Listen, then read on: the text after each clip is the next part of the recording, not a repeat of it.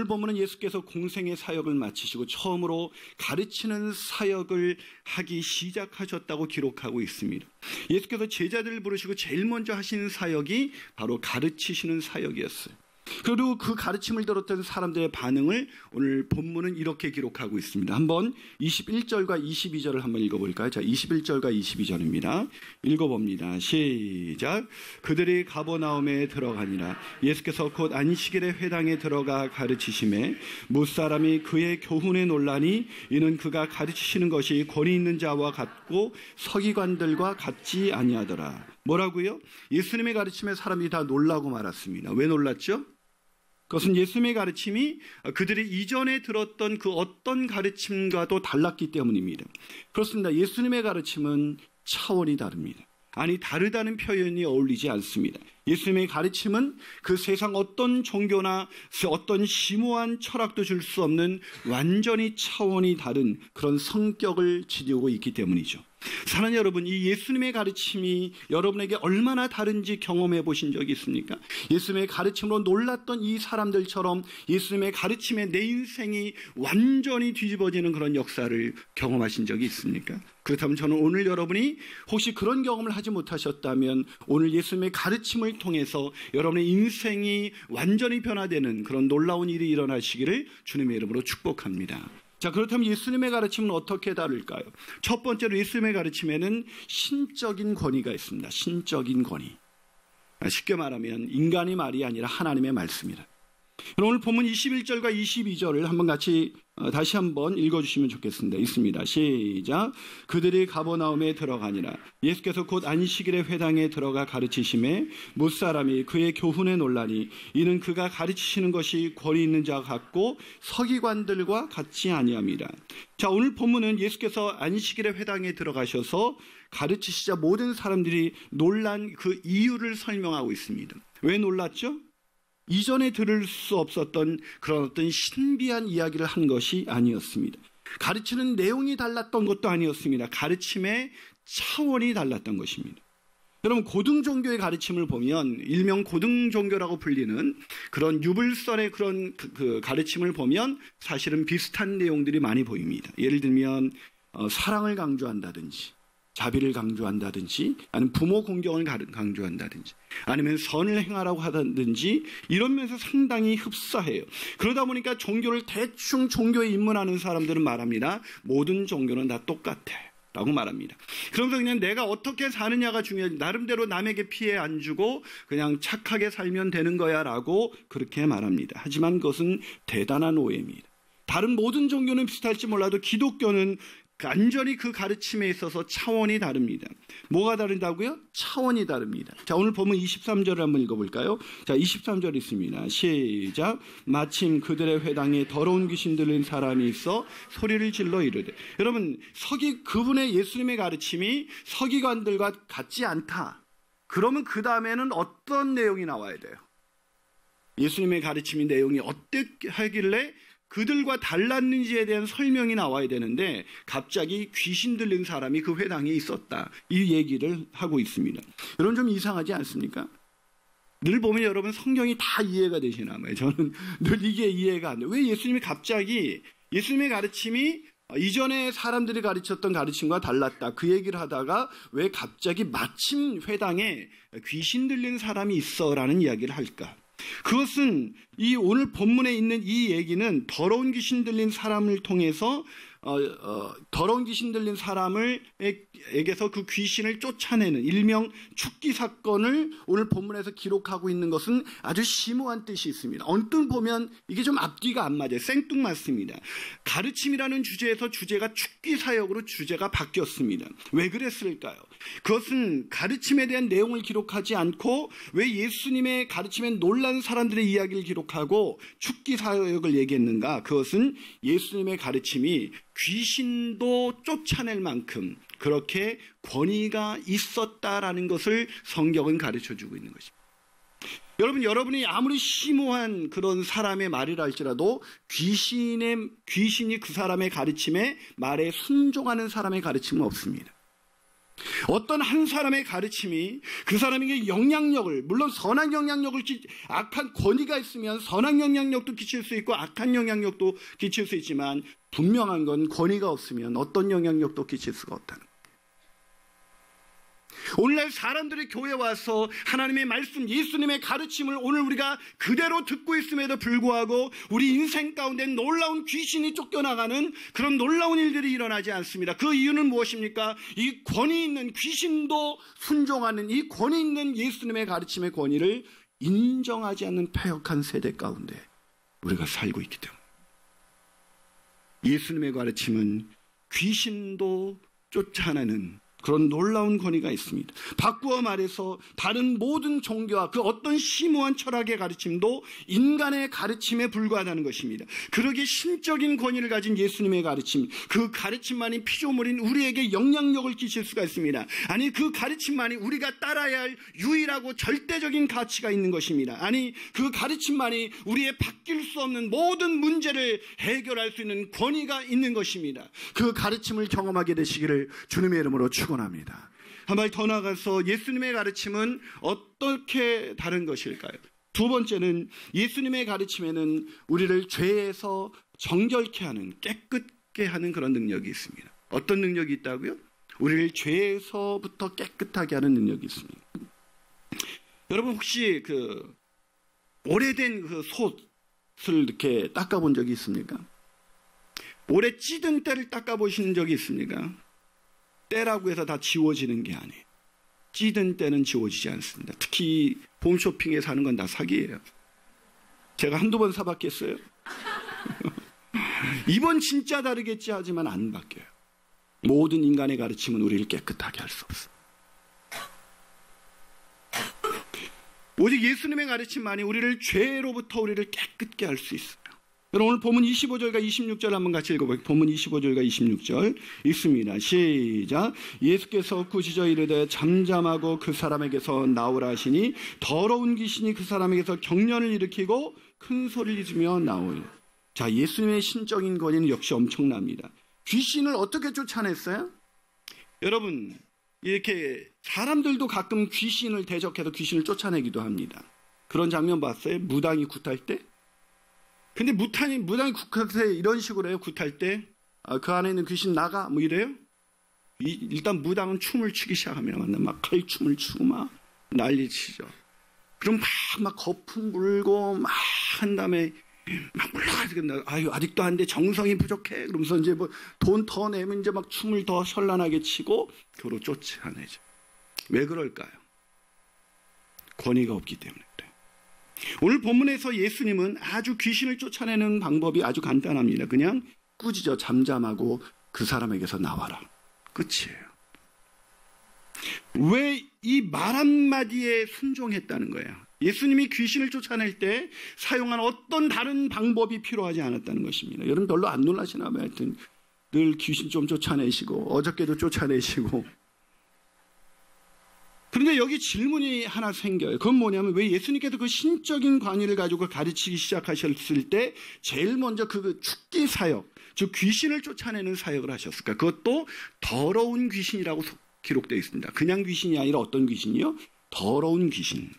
여러분 왜 여러분 질문이 안 생겨요? 여러분은 만약에 여러분에게, 저와 여러분에게 신적인 권위가 있다.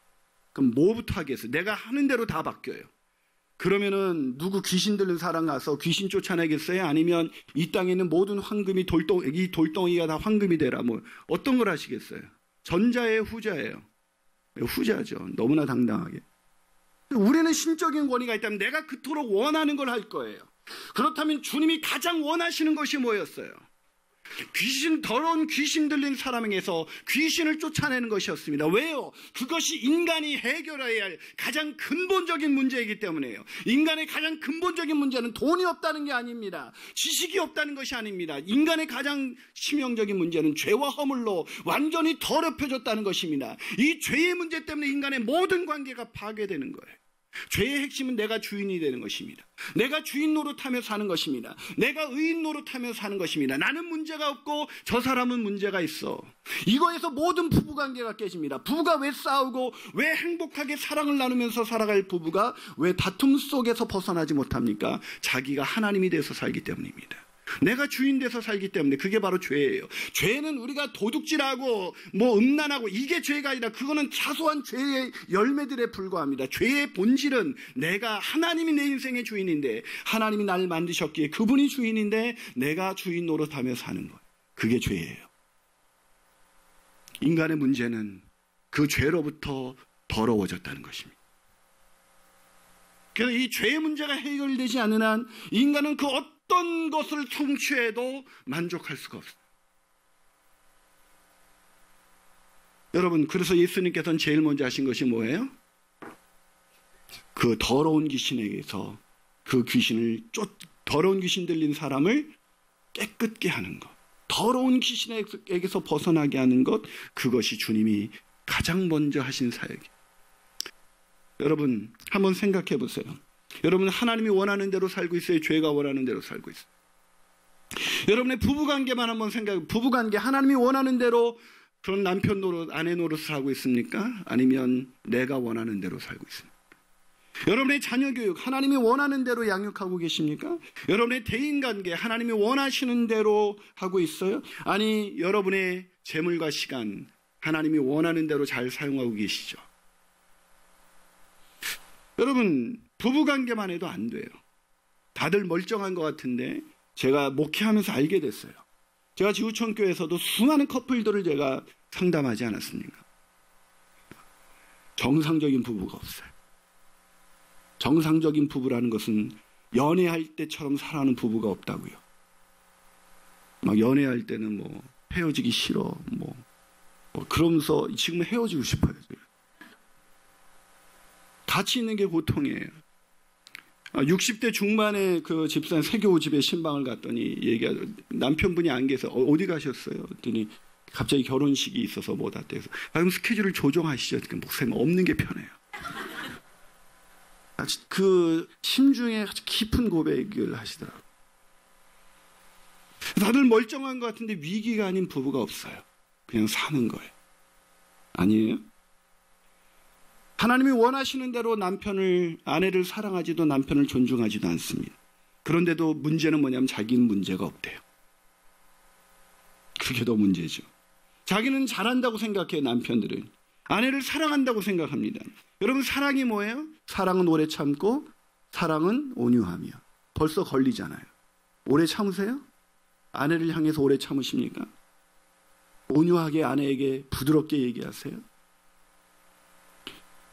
그런데 그러면서도 사랑한대요. 그러니까 아내들은 사랑을 못 느껴요. 그러니까 남편을 존중하지 않습니다. 건강한 가정은요, 남편이 아내를 사랑합니다. 사랑받으니 존경합니다. 존경을 받으니 더 사랑합니다. 더 사랑받으니 더 존경합니다. 이게 순기능 가정이에요. 엮이는 가정은 사랑하지 않습니다. 그러니 존경할 수가 없죠. 존경 못 받으니 더 사랑할 수 없습니다. 더 사랑 못 받으니 더 존경할 수 없습니다. 이게 엮이는 가정이에요. 오늘날 기독교인의 가정들이 무너졌다고요. 믿지 않는 사람들이야. 예수님의 가르침을 모르는 겁니다. 그 권위가 없어요. 예수님의 가르침이 권위 있는 가르침인데 그 권위를 인정하지 않으니까 그 말씀이 우리의 부부관계와 우리의 자녀교육과 우리 대인관계 어떤 삶에서도 워킹할 수가 없어요. 작동하지 않는다고요. 그래서 똑같이 살아요.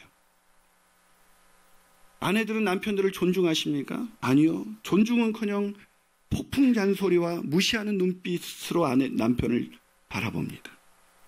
그것은 남편들의 마음을 단번에 무너뜨려요. 큰 얘기하잖아. 됐어. 이 한마디로 남편은 충분히 마음이 무너져요.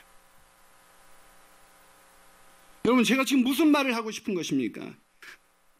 모든 인간은 사단 마귀에 사로잡혀 삶의 모든 영역에서 죄와 허물로 완전히 더럽혀졌다고요. 더러운 귀신, 죄와 허물로 망가진 채로 오늘을 살아가고 있다는 것입니다. 그 더러운 귀신의 영향력에서 여러분, 오늘 본문에 나와 있는 이 사람만 지배를 받고 있다고 생각하십니까? 아니요. 예수님의 가르침이 오늘 우리에게 권위 있게 임하지 않은 모든 사람은 아직도 더러운 귀신의 영에 사로잡혀서 거기서 헤어나오지 못한 채 기쁨과 평강은커녕 상처와 아픔을 주고받으면서 마지못해 오늘을 살아가고 있는 것입니다. 귀신에게서, 더러운 귀신에게서 놓여서 자유롭고 기쁘고 행복한 인생 살게 하기 위해서 오신 것입니다. 저는 오늘 선포합니다. 여러분 인생 가운데 더러운 귀신에게서 사로잡혀 상처와 아픔과 눌림 속에 있었던 모든 영혼들이 예수님의 권위 있는 말씀으로 치유될지어다. 더럽고 추한 모든 것은 물러가고 오직 죄로부터 깨끗하게 될지어다. 무너지고 허물었던 이 땅의 모든 것들이, 우리의 모든 것들이 예수님의 가르침으로 회복될지어다. 마지막으로 예수님의 가르침은 어떻게 다를까요? 마지막으로 다른 가르침의 차원은 예수님의 가르침에는 하나님의 나라의 통치가 있다는 것입니다. 뭐가 있다고요? 하나님 나라의 통치. 누가 통치하신다고요? 하나님이. 여러분, 예수님께서 이런 신적인 권위를 가지고 가르치시고 귀신을 축출하셨습니다. 그러자 이 소문이 온 사방에 퍼지기 시작했습니다. 자, 본문 28절 같이 한번 읽어볼까요? 본문 28절입니다. 읽어봅니다. 시작. 예수의 소문이 곧 온 갈릴리 사방에 퍼지니라. 자, 즉시 소문이 퍼져나가겠어요. 뭐 당연한 것 아니겠습니까? 뭐가 좋다고만 해도 뭐 금방 퍼져나가죠. 왜 우리 교회 소문도 퍼져나가고 있잖아요. 광교지구촌교회 가면 30대로 보이는 50대 목사가 있다. 예, 동의가 안 되시나요? 한번 생각해 봤습니다. 이 사람들이 뭐라고 소문을 냈을까? 아마 그들은 이렇게 소문내지 않았을까요? 예수께서, 예수라는 사람이 어느 날 와서 회당에서 가르치기 시작했는데 그 가르침은 우리가 이전에 들었던 가르침과는 완전히 달랐어. 그의 말에는 우리가 느껴오지 못했던 그런 신적인 권위가 있었지. 그런데 말이야, 그 말이 얼마나 권위가 있었던지 귀신도 그 말 한마디에 나가더라고. 뭐 이런 소문이 돌았겠죠. 여러분, 하지만 그 소문을 낸 사람은 물론 소문을 들었던 사람조차 몰랐던 사실이 하나 있어요. 그건 뭘까요? 그것은 그들에게, 그 귀신 들린 사람, 귀신이 나간 사람에게 하나님의 통치, 하나님의 나라가 임했다는 사실을 그들은 몰랐습니다. 그럼 마가복음 1장 14절과 15절을 한번 읽어볼까요? 이 사건이 있기 전의 이야기입니다. 자, 읽어봅니다. 시작.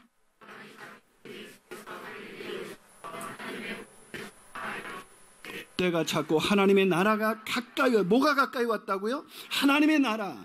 그럼 하나님의 나라는 로마서 14장 17절에서 말합니다. 하나님의 나라는 먹고 마시는 것이 아니요 하나님 그 성령 안에서 의와 평강과 희락이다. 즉 내가 죄로부터 깨끗해지고 마음의 평강이 지배하며 기쁨을 누리는 인생, 하나님의 나라가 임하시면 우리 인생 가운데 의와 평강과 기쁨이 넘치는 인생을 살게 된다는 것입니다. 그 하나님의 나라가 지금 가까이 왔다고 예수님이 선포합니다. 왜요? 예수님이 이 땅에 오셔서 더러운 귀신을 물러내시면서 하나님의 통치를 이 땅에서도 경험하게 하시기 때문입니다. 하나님의 나라는 천국만이 하나님의 나라가 아닙니다. 하나님 예수께서 이 땅에 오셔서 더러운 귀신을 쫓아내고 사단의 시험에서 이기시고 이제 그 쫄개들을 부셔나가면서 더러운 귀신 들렸던 사단 마귀의 종노릇하면서, 죄의 종노릇하면서 살았던 모든 사람들에게서 귀신을 축출하셨다는 것은 귀신은 떠나가고 거기에 하나님의 나라가 임하셨다는 것입니다. 하나님의 통치가 임하셨다는 것입니다. 그러기에 기독교는 차원이 다른 것입니다. 어떤 종교도 하나님의 나라를 이 땅으로 가져올 수가 없습니다. 좋은 교훈은 있죠. 좋은 도덕과 윤리는 있습니다. 그러나 거기에 하나님의 나라는 없어요. 오직 기독교만이 하나님의 통치, 우리를 죄에서, 죄의 종인 귀신을, 사로잡혔던 귀신을 몰아내고 하나님의 통치를 경험하게 하는 거예요. 그럼 이것이 경험되셨습니까? 이게 경험된 사람들은 눈빛이 달라요. 표정이 달라요. 그 마음껏 죄로부터 자유한 그 기쁨이 있습니다. 평강이 있습니다. 의와 평강과 기쁨이 넘치면 그 사람은 기독교인이에요. 그런데 교회는 열심히 다니는데, 예수님에 대한 성경 공부는 많이 한 것 같은데 그 마음껏 의와 평강과 기쁨이 없는 사람은, 그 사람은 교회 다니는 사람이지 기독교인이 아니에요. 그래서 의와 평강과 기쁨을 가지고 자녀들을 대합니다. 아내를 대하고 남편을 대합니다. 대인관계에 늘 기쁨이 있어요. 그게 하나님의 통치. 그렇습니다. 하나님 나라가 가까이 임했습니다. 그리고 그 나라가 사방으로 퍼져나가니라. 이거는 하나님의 나라가 퍼져나가고 있음을 마가가 말하고 있는 것입니다. 그 소문을 들은 사람들이 예수님의 치유를 받고 하나님의 나라를 경험하기 시작했어요. 여러분, 오늘 본문 다음에 이제 베드로 장모가 열병이 치유받는 사건입니다. 가까이 제자들의 그 장모, 그 가족들이 하나님의 나라가 임하기 시작했습니다. 그리고 12년간 혈루병을 앓았던 여인, 예수님을 단 한 번도 일면식도 없었던 그 여인에게서 혈루병이 떠나가고 구원이 임하며 하나님의 나라가 임하기 시작합니다. 여러분, 이것이 바로 오늘 예수님께서 가르치셨던 가르침의 차원인 것입니다. 예수님의 가르침은 하나님의 나라를 임하게. 그래서 박윤만 교수님이 그에 져서 길 위의 예수, 그가 전한 복음, 마가복음이라는 책에서 이 축기의 의미를 이렇게 말합니다. 이런 축기의 의미는 이중적이다. 한편으로는 사람과 세상을 더럽히는 근본 원인인 악한 영의 권세가 무너지기 시작했음을 보여주며, 다른 한편으로는 예수께서 한 사람을 귀신의 권세에서 하나님의 다스림으로 옮기고 있음을 보여준다. 무슨 얘기예요? 예수님의 가르침을 통해서 귀신이 떠난 사건은 단순하게 누가 병이 나았다는 것이 아니라 귀신에게서 자유하게 됐다는 것만을 의미하는 것이 아니라 이제는 다시 귀신 들리지 않는 인생, 하나님이 통치하시는 인생, 자비로우시고 은혜가 넘치시는 하나님이 그의 인생의 주인이 되셔서 그의 마음가운데 세상이 알 수 없는 의와 평강과 기쁨을 누리게 하는 그런 놀라운 인생으로 그 인생이 바뀌었다는 것을 의미한다고 오늘 말하고 있는 것입니다. 사랑하는 여러분, 그렇다면 저와 여러분은 오늘 이 예수님의 가르침을 통해서 오늘 하나님의 나라를 경험하면서 오늘을 살아가고 있습니까? 혹시 아직도 더러운 영에 사로잡혀서 죄의 종노릇하면서 나는 문제가 없고 너는 문제가 있어, 내가 주인이 되고 내가 하나님 노릇하면서 그렇게 서로를 비난하고 상처를 주고받으면서 모든 것이 무너진 상태에서 오늘을 그렇게 비참하게 살아가고 있지는 않습니까? 돈을 벌면 그게 해결될 수 있을 것 같아서 더 많은 돈을 벌려고 몸부림치면 칠수록 오히려 더 많이 깨어지는 부부관계, 아이들은 멀어지고 내 인생의 주변에 아무도 없는 것 같은 그런 외로움과 처절한 슬픔 속에서, 고독 속에서 오늘을 살아가고 있지 않습니까? 저는 오늘 명합니다. 예수 그리스도의 이름으로 명하노니 그 악한고 더러운 영은 떠나갈지어다. 더러운 영이 떠나가고 하나님의 통치가 저와 여러분 가운데 임하게 되는 놀라운 역사가 일어나기를 주님의 이름으로 축원합니다. 사랑하는 여러분, 이게 바로 예수님의 가르침의 권세인 것입니다. 예수님의 가르침은 신적인 권위가 있습니다. 그 가르침은 더러운 죄의 영에 사로잡힌 우리를 자유케 할 수가 있어요. 그의 가르침은 우리를 더 이상 죄의 종로를 타는 인생이 아니라 하나님의 다스림을 경험하는 그런 놀라운 인생을 살아가게 하는 능력이 있습니다. 그런데 문제는 사람들이 완악해져서 이 권위를 인정하지 않는다는 것입니다. 권위를 인정하지 않는 지역에서 예수님은 아무런 능력도 행하지 않으셨습니다. 이 권위를 인정하십니까? 머리로가 아니라 마음속 깊이 예수님의 말씀만이 나를 변화시키고 우리 가정을 변화시킬 수 있다는 이 권위를 인정하십니까? 그렇다면 놀라운 하나님의 나라와 하나님의 통치가 임하기 시작할 것입니다.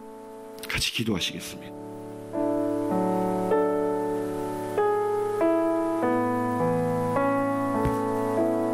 사랑하는 여러분, 상담을 하다 보면 그 인생들이 너무나 불쌍해서, 저 같은 목사도 그 인생이 너무나 불쌍해서 너무나 참혹할 때가 있습니다.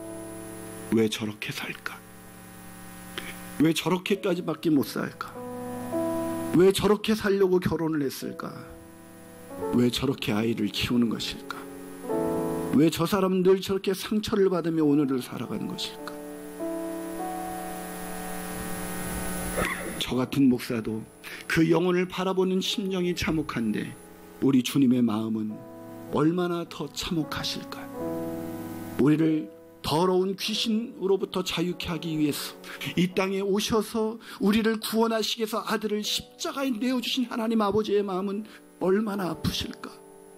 아들을 내어주셔서 우리를 죄의 권세로부터 더러운 귀신에게로부터 자유케 하셨는데 여전히 그 귀신의 종노릇하면서 오늘을 살아가고 있는 그 불쌍한 인생들, 그걸 극복하기 위해서 하나님을 권위는 말씀을 인정하지 않고 세상에서 쾌락을 즐기면서 돈을 벌어서 뭔가 돈으로 그것을 메꾸어 보려는 그런 불쌍한 사람들, 세상의 이곳저곳을 기웃거리면서 그 외로움과 상처를 달래보려는 사람들, 이 땅에 황무한 그 마음이 보이지 않습니까?